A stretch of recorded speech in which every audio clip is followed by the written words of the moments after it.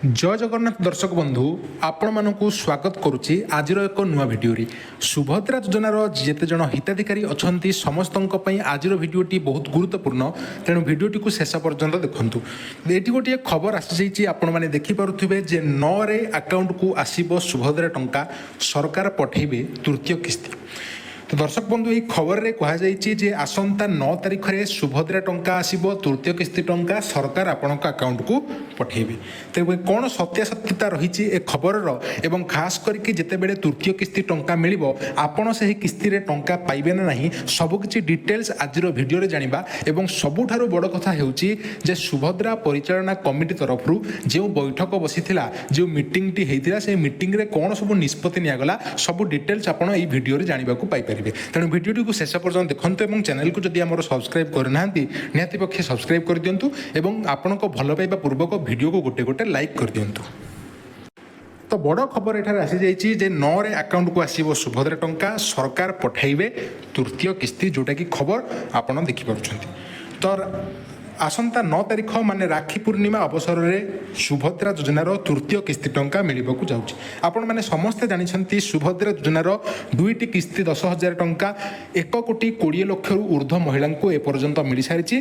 केते जन हिताधिकारी बलकार हो जाती जो मैंने टंका पाई ना एवं जो मैंने टंका पाई से आउ थे तृतीय किस्ती टंका मिलवाक जाऊँगी। तो आपण मैंने पूर्वर पैसा पाई ना नहीं कमेंट सेक्शन में कमेंट कर जनईदेवे एवं तृतीय किस्ती टंका आपण पाइबे ना नहीं आग को भिडियो रे आपण मानकू जणेबी। तो देखंतु सुभद्रा सोसाइटी रो चतुर्थ परिचालना परिषद बैठक रे एने दिया जायतिबा प्रस्ताव गृहीत होइतिबा सूचना मिलिछि।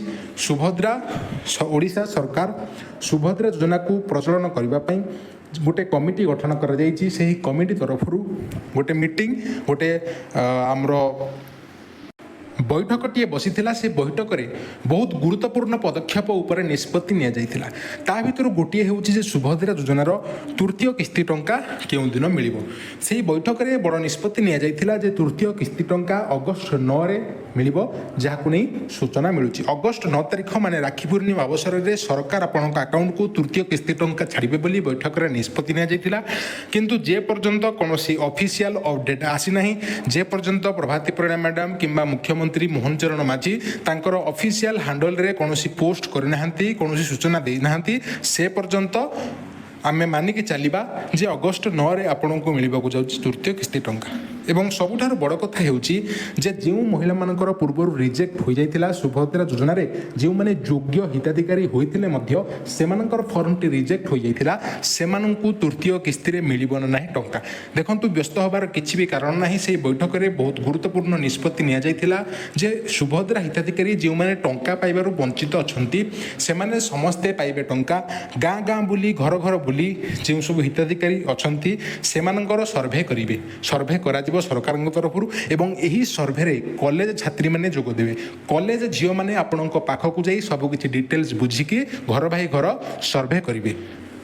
तेणु आपड़ जदि सुभद्रार जड़े हिताधिकारी और आपणकर फर्म टी रिजेक्ट हो जाइए आप व्यस्त विव्रत होती डरबार ना कॉलेज झील जाकि सर्वे कलापर सबकि आपणकर ठीक हो जदि आप प्रकृत योग्य हिताधिकारी होते सुभद्रार गाइडलाइन अंडर रे आसुथिबे।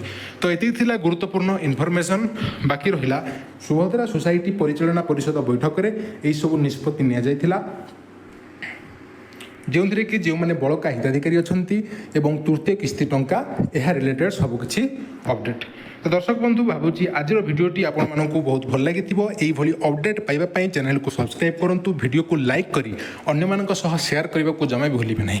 जदि किसी प्रश्न मन थाए आपण मैंने कमेंट सेक्शन में पचारि पारे एवं यही वीडियो नहीं मु पुणी थे आसबि आपण पाखक भल रुहतु सुस्थ रुहतु। जय जगन्नाथ।